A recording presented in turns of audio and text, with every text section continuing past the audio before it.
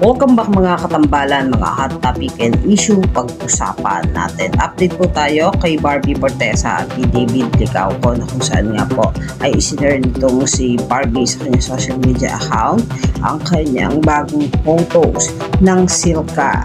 Kung saan nga po ay makikita na napaka-sexy at napakaganda nitong si Barbie Fortesa at kasama niya ang kanyang skincare na Silka. Samantalang binati din itong si Barbie Fortesa ang kaibigan niyang si Tony Piles na nagse-celebrate ng kanyang kaarawan. Ayan, happy birthday Miss Tony Piles, we love you so much. Yan po yung post nitong si Barbie at sinunod din ni Barbie ang ilang pang mga kaganapan sa naganap na press conference kahapon ng Beauty Empire na talaga namang pasabog ang pagkarampa nitong si Barbie Fortesa. Samantalang isa pa sa nag-post itong si Barbie sa kanyang social media ay ang may caption na "Good to see you again, looking good." Isa sa pinakamabait na artistang nakilala namin, napaka-pure ng heart. We love you, Barbara Fortesa. Congratulations, Beauty Empire.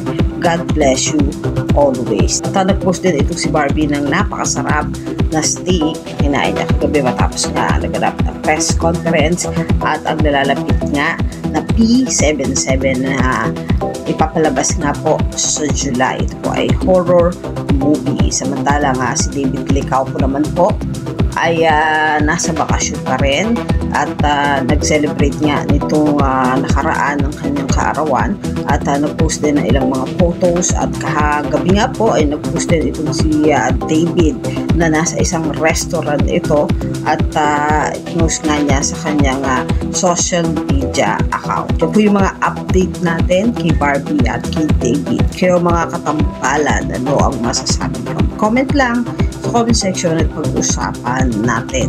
Yan ang mga hot topic and issue dito lamang sa Tambalang GK.